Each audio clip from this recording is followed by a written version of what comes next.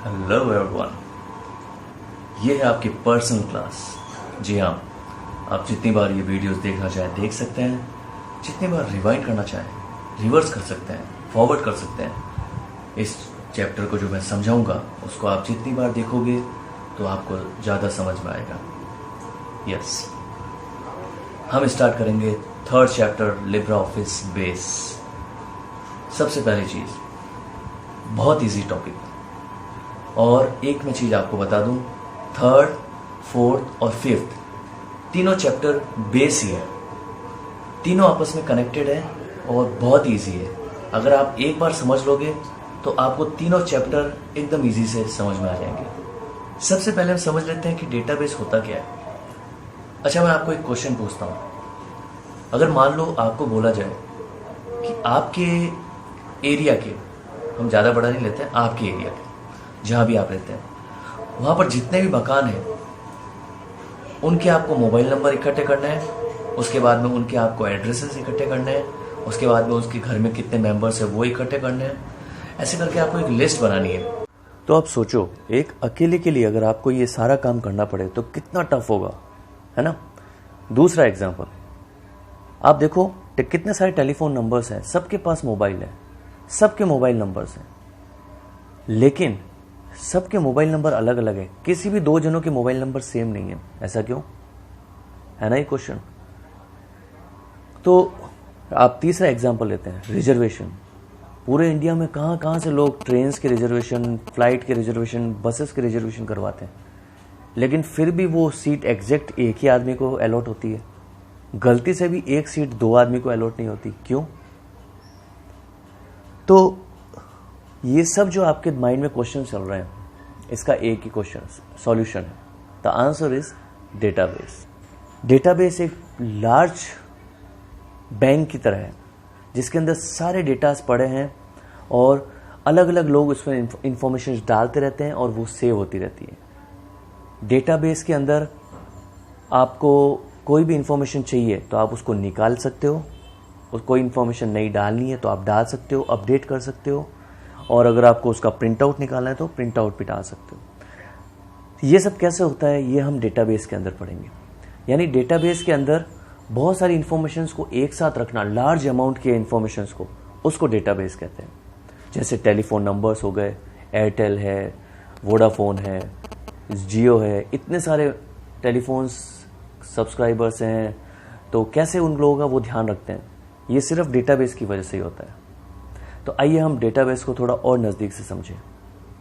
Types of database, दो तरह के डेटाबेस होते हैं बच्चों। एक होता है फ्लैट डेटाबेस, एक होता है रिलेशनल डेटाबेस।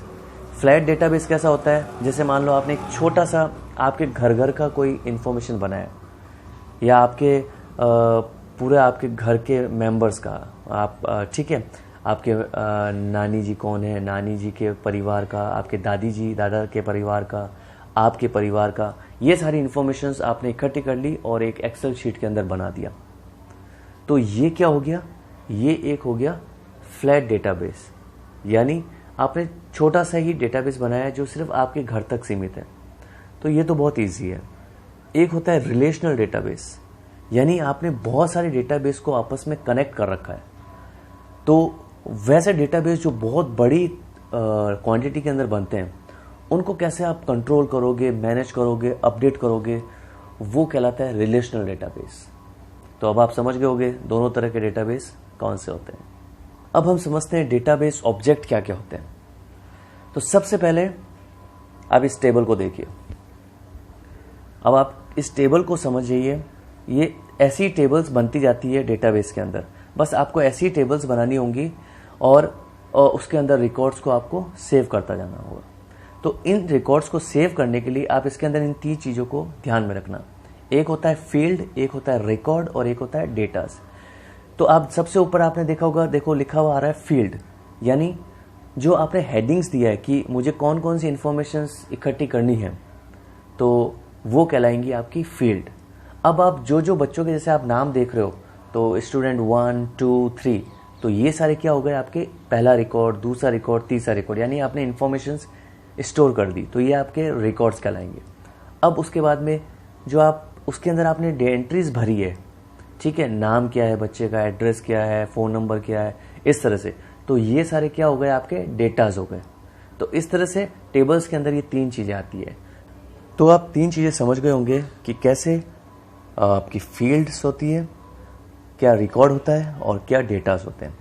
ऐसी टेबल्स के बाद में 3 और इम्पोर्टेंट चीज़ें हैं, वो आपको ध्यान में रखनी है। एक होती है क्वेरीज, एक होता है फॉर्म्स और एक होता है रिपोर्ट। बहुत ईजी है, ध्यान से देखना। सबसे पहले आपने टेबल बनाई, जो आपने आप ये देख रहे हो। अब टेबल बना दी। अब ऐसी टेबल के अंदर अगर आप मान लो आपने तो 3 इन्फॉर्मेशन डाली, ऐसे अगर हज़ारों इन्फॉर्मेशन डालोगे तो फिर आपको कभी भी पूछा जाए कि कोई भी एक इन्फॉर्मेशन निकालो, कोई बच्चे की डिटेल निकालो, किसी भी एक बच्चे की डिटेल चाहिए, तो आप कैसे निकालोगे, क्वेरीज में जाके निकालोगे। क्वेरीज का मतलब होता है सवाल करना, यानी कोई भी आपका जो सवाल है उसके रिलेटेड आप जब उसके अंदर आप डिटेल डालोगे तो उसके बच्चे का नाम और पूरी हिस्ट्री आपको बता देगा। तो वो क्या हो गई, क्वेरीज हो गई, है ना सिंपल। उसके बाद में फॉर्म्स क्या होते हैं, बहुत ईजी है। आपने देखा होगा मोबाइल के अंदर जब आप कोई भी नया ईमेल बनाते हो तो एक बड़ा सा फॉर्म आता है, नया ईमेल बनाते हैं तो उसमें आपका फर्स्ट नेम, लास्ट नेम, आपका एड्रेस, फ़ोन नंबर जैसे बहुत सारे भरते हो ना। तो ऐसे ही जो आप डिटेल्स भरते हो इसको फॉर्म्स कहते हैं। तो ऐसे फॉर्म्स भी आप उसके अंदर बना सकते हो।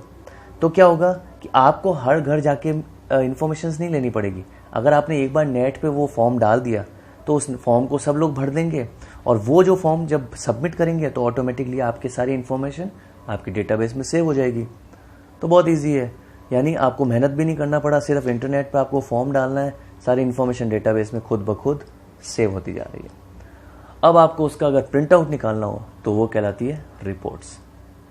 सिंपल, आपने प्रिंट आउट निकाला और आपकी रिपोर्ट्स आपके हाथ में। यानी पहले आपने टेबल्स बनाई, उसके बाद में अगर कोई क्वेरीज हुई तो क्वेरीज आपने सॉल्व किया, और नहीं तो आपने जो फॉर्म डाला उस फॉर्म में लोगों ने फिल किया उस फॉर्म को, और डेटाबेस आपका तैयार हो गया। और उस डेटाबेस का आपने जब प्रिंट आउट निकाल लिया, जो जो रिक्वायर्ड डेटाबेस में इंफॉर्मेशन आपको चाहिए थी क्वेरीज के रूप में, तो वो आपकी इंफॉर्मेशन आ गई, तो वो हो गई आपकी रिपोर्ट्स, है ना इजी। तो अब हम समझेंगे नेक्स्ट स्टेप। सबसे पहले आप समझ लीजिए इसके अंदर एक फुल फॉर्म है बहुत ही इंपॉर्टेंट, DBMS यानी डेटाबेस मैनेजमेंट सिस्टम। जी बच्चों ध्यान रखना, ये फुल फॉर्म कई बार एग्जाम में आता है, DBMS, बस इसका ध्यान रखना। डेटाबेस मैनेजमेंट सिस्टम, उन सिस्टम को मैनेज करना जो बहुत बड़े डेटास को होल्ड करते हैं, उसको हम कहते हैं डेटाबेस मैनेजमेंट सिस्टम। इसकी टेक्निकल वर्ड्स तो आपको बुक में मिल ही जाएगी, आपको वही डेफिनेशन लिखनी है। मैं आपको सिर्फ समझा रहा हूँ कि कैसे हम बड़े मैनेजमेंट सिस्टम जो संभालते हैं डेटाबेस को, उसको डेटाबेस मैनेजमेंट सिस्टम बोलते हैं। अब लिब्रा ऑफिस बेस क्या है, जैसे बहुत सारे ऐसे सॉफ्टवेयर्स हैं, जैसे ओरेकल है, लिब्रा ऑफिस बेस है, MS एक्सेस है, ऐसे बहुत सारे सॉफ्टवेयर्स हैं जो डेटाबेस बनाने के लिए ही काम में आते हैं। इससे आप बहुत बड़े बड़े डेटाबेसेस बना सकते हो। तो इसकी एक अलग से पढ़ाई होती है, और ये तो आपका जस्ट एक इंट्रो है। ऐसे डेटाबेस की भी बहुत सारे कोर्सेज होते हैं जिसको आप सीख कर आप डेटाबेस बनाने वाले आप प्रोग्रामर बन सकते हो। तो इस तरह से ये एक पूरा एक स्टडी है जिसको हम अभी हम बेसिक समझेंगे इसके बारे में। अब हम समझेंगे फीचर्स ऑफ बेस। आप समझ सकते हैं कि इसके कितने फ़ायदे हैं। एक तो आपको लार्ज इन्फॉर्मेशन आप स्टोर कर सकते हो, जब चाहे आपको इन्फॉर्मेशन रिट्रीव करनी हो, निकालनी हो, तो आप सटीक उस इन्फॉर्मेशन को निकाल सकते हो इस तरह से, और आप उसको स्मॉल पार्ट्स में भी आप डिवाइड कर सकते हो इन्फॉर्मेशंस को। नेक्स्ट है इसमें एफिशिएंसी बहुत अच्छी है, स्पीड बहुत अच्छी है, फ्लेक्सिबिलिटी बहुत अच्छी है। अगर आपको उसका प्रिंट आउट्स निकालना है तो आप प्रिंट आउट्स निकाल सकते हो। सिक्योरिटी रीजन के हिसाब से बहुत अच्छा है, कोई भी डेटा कॉपी नहीं हो सकता। इसमें ऐसे फीचर्स हैं जो मैं आपको आगे बताऊंगा। तो इस तरह से ओवरऑल देखा जाए तो इसके जो फीचर्स हैं वो बहुत ही अच्छे हैं, और बाकी के बहुत सारे ऐसे फीचर्स हैं जो आप बुक में आप देख सकते हैं। तो ये कुछ मेन फीचर्स थे जो मैंने आपके साथ डिस्कस किए। अब मैं आपको एक छोटा सा ट्यूटोरियल दिखाऊंगा डेटाबेस कैसे बनाते हैं। यानी आप हमेशा क्या करते हैं कि पहले फाइल बनाते हैं, फिर आप उसको सेव करते हो, लेकिन डेटाबेस में ऐसा नहीं होता। डेटाबेस पहले आपकी फाइल को सेव करेगा, उसके बाद में डेटाबेस बनाने का काम करेगा। नहीं तो आपने देखा है, आप लैब में काम करते हो और आप जब आपका काम खत्म होने वाला होता है उस वक्त जब आप सेव के लिए जाते हो और उसके पहले ही लाइट चली जाती है, तो आप कहते हो सर लाइट चली गई, हमारा तो काम हो गया था। तो ऐसी गलती डेटाबेस में ना हो, इसलिए डेटाबेस क्या करता है, पहले ही आपकी फाइल को सेव करता है और जो जो आप काम करते रहते हो वो ऑटोमेटिकली सेव होता रहता है। तो आज इस ट्यूटोरियल में हम सिर्फ इतना देखेंगे नया डेटाबेस कैसे बनाते हैं, और बस उसके बाद में ये टॉपिक हमारा ख़त्म हो जाएगा। फिर हम इसके पार्ट 2 के अंदर हम सीखेंगे कि कैसे टेबल्स क्रिएट होती है, कैसे हम फॉर्म्स बनाते हैं, क्वेरीज पे काम करते हैं। तो बहुत ईजी है। आइए देखते हैं इसका how to start base and create your file. सबसे पहले हम देखेंगे कि कैसे हम नई फाइल बनाएंगे और उसके बाद में हम टेबल्स क्रिएट करेंगे ओपन ऑफिस में, क्योंकि सबसे पहले ओपन ऑफिस में टेबल्स बनाना बहुत ज़रूरी है। तो आइए देखते हैं। चाहे तो ओपन ऑफिस बेस या लिब्रे ऑफिस बेस दोनों सेम ही तरीके से काम करते हैं। हम उसके बाद क्लिक करेंगे डेटाबेस पे। उसके बाद में हम चाहें तो open and existing database file, अगर आपने पहले से कोई बना रखी है तो उस पर जा सकते हैं, और नहीं तो आप जो ऊपर देख रहे हैं क्रिएटिंग ए न्यू डेटाबेस, उस पर भी जाकर आप नई फाइल बना सकते हो। आप कोशिश करें कि सबसे पहले क्रिएट ए न्यू डेटाबेस पे जाएं, उसके बाद फाइल बनाएं। अभी हम सिर्फ ओपन ए एग्जिस्टिंग डेटाबेस फाइल से ही समझेंगे। उसके बाद में ओपन किया, हमने एक फ़ाइल सेलेक्ट की और ओपन कर दी। अब उसके बाद में हम जाएंगे टेबल्स पे और यहाँ पर डिज़ाइन व्यू में जाकर हम टेबल्स सेलेक्ट करेंगे। अब हम लेते हैं, मान लीजिए हमने एक आईडी लिखा यहाँ पर। अब आईडी तो क्या होता है, नंबर्स होते हैं। तो उन नंबर्स के लिए हम यहाँ से सेलेक्ट करेंगे इंटीजर, यानी कि सारे नंबर्स ही यूज़ होंगे इसके अंदर। अब आप इसको प्राइमरी की बनाना चाहते हैं, तो प्राइमरी की सबसे पहले हम समझ लेते हैं क्या होती है। प्राइमरी की होती है जब आप किसी भी एक फील्ड को यूनिक मानते हो कि ये हर बच्चे के अंदर एक यूनिक होगा। जैसे आपका स्कॉलर नंबर होता है, तो स्कॉलर नंबर किसी भी सेंट्रल एकेडमी में एक ही बच्चे का स्कॉलर नंबर 2 बच्चों के पास नहीं है, तो उसको कहते हैं प्राइमरी की।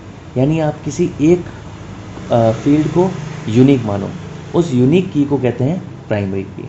अब समझते हैं आगे। तो आप राइट क्लिक करके वहाँ पर उस एरो पे क्लिक करके राइट प्राइमरी की सेलेक्ट कर देंगे, तो वो प्राइमरी की बन जाएगी। अब उसके बाद में हम यहाँ पर लिखेंगे हमारा नेक्स्ट, तो ये हमारी बन गई प्राइमरी की। आप एक की बनी हुई देख सकते हैं।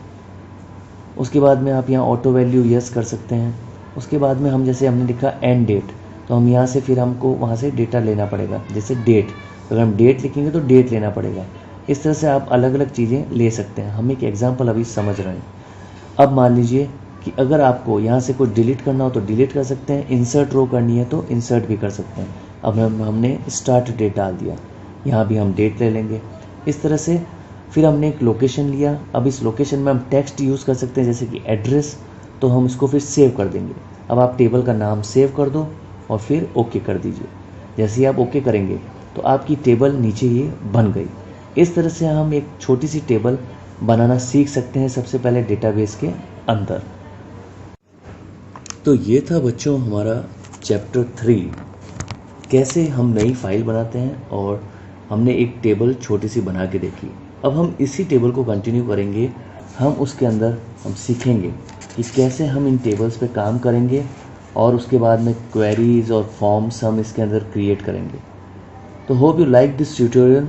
इसको ज़्यादा से ज़्यादा देखो और समझो, तब आपको ये अच्छे से समझ में आ जाएगा। Till then we will meet in the next chapter, chapter 4। तब तक आप इस चैप्टर को देखते रहें, समझें, और ये है आपकी पर्सनल क्लास। और आराम से देखें। Stay home, stay safe. Thank you.